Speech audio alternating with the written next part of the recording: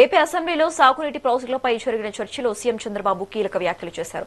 రాష్ట్రంలోని ప్రధాన ప్రాజెక్టులన్నీ టీడీపీ హయాంలోనే రూపుదిద్దుకున్నాయని, గత ప్రభుత్వం ప్రాజెక్టులు పూర్తి చేయకుండానే రిబ్బన్ కటింగ్ చేసి క్రెడిట్ చోరీకి పాల్పడిందని మండిపడ్డారు. గంగా కావేరీ నదుల అనుసంధానమే తన లక్ష్యమని స్పష్టం చేశారు. దీనివల్ల తెలుగు రాష్ట్రాల నీటి కష్టాలు శాశ్వతంగా తొలగిపోతాయని ధీమా వ్యక్తం చేశారు.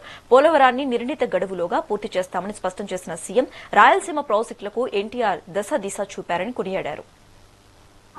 దేశాల మధ్య యుద్ధాలు జరిగాయి, రాష్ట్రాల మధ్య విభేదాలు వచ్చాయి, జిల్లాల మధ్య కూడా గొడవలు వచ్చాయి. అదే మరి ఫైనల్ గా మనం చూస్తే కాలువలో ఉండే రైతాంగం కూడా గొడవపడే పరిస్థితి వస్తుంది. ఇంకొక పక్క ఎక్కడైతే ఇండస్ట్రీ రావాలన్నా, తాగేదానికి సురక్షితమైన వాటర్ ఇవ్వాలన్నా మనం వాటర్ మీద శ్రద్ధ పెట్టాల్సిన అవసరం ఉంది.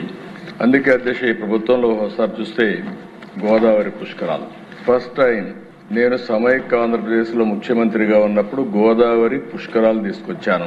దానికి కారణం ఏంటంటే అంత ముందు జరిగేటి గాని ప్రభుత్వం ముందుకొచ్చేయడం.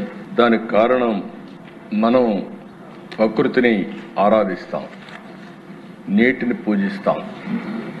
ఈ రోజు ఈ రాష్ట్రంలో అన్ని ప్రాజెక్టులు మీరు రాయలసీమ రాళ్లసీమ ఎడారిగా మారిపోతుంది, దీనికి అభివృద్ధే కాదంటే అలాంటి దానికి ఒక దశ దిశ చూపించిన వ్యక్తి నందమూరి తారక రామారావు గారిని నేను తెలియజేస్తున్నాను. మనం మాట్లాడే హంద్రి నీవ, నగరి గాలేరు, తెలుగు గంగ. తెలుగు గంగకి నలుగురు ముఖ్యమంత్రులు, ఆనాటి ప్రధానమంత్రి. తమిళనాడుకి చెన్నైకి నీళ్లు ఇవ్వాలంటే ఎన్టీ రామారావు గారి కమిట్మెంట్ మీరు చూస్తే చెన్నైకి నీళ్లు ఇవ్వాలి, నేను కూడా ఒప్పుకుంటా. కానీ నా రాయలసీమకు నీళ్లిచ్చిన తర్వాతనే, ఓపెన్ కెనాల్లో నీళ్లిచ్చిన తర్వాతనే చెన్నైకి తీసుకుపోదామని చెప్పి రాయలసీమకు రిజర్వాయర్లు కట్టడం గాని అంత మునుపంతా కూడా పైపులో తీసుకుపోవాలంటే కాదని చెప్పి ఆ రోజు రాయలసీమ కోసం ఇచ్చిన వ్యక్తి. తెలుగు గంగ, ఎస్ఆర్బీసీ, హంద్రి నీవ. ఈ రోజు రాయలసీమలోనే కాదు ఆంధ్రప్రదేశ్ లో కట్టిన ప్రతి ఒక్క ప్రాజెక్టు కూడా ఆ రోజు ఎన్డీఏలైనాయి, లేకపోతే తెలుగుదేశంలో అయ్యాయి తప్ప కాంగ్రెస్ పార్టీ ఎప్పుడు కూడా ఏమీ చేయలేదని చెప్పి కూడా ఆనాటి కాంగ్రెస్, ఈ రోజు వైఎస్ఆర్ కాంగ్రెస్ పార్టీ ఎప్పుడు చేయలేదు. దిశ గోదావరి పైన కాళేశ్వరం పైన కట్టారు.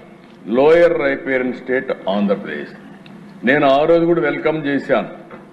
ఈ రోజు తెలంగాణలో ఉండే ప్రాజెక్ట్స్ దిశ మీరు ఒకసారి చూస్తే అటు తెలంగాణలో ఇటు ఆంధ్రప్రదేశ్ లో ఉండే ప్రతి ఒక్క ప్రాజెక్టు కూడా ఆ రోజు నేను స్ఫూర్తితో కట్టిన ప్రాజెక్టులే తప్ప ఎన్టీ రామారావు గారు ప్రారంభిస్తే తర్వాత ఫర్దర్ గా ముందుకు తీసిపోయి గోదావరి పైన, కృష్ణా పైన అనేక ప్రాజెక్టులు కట్టాం.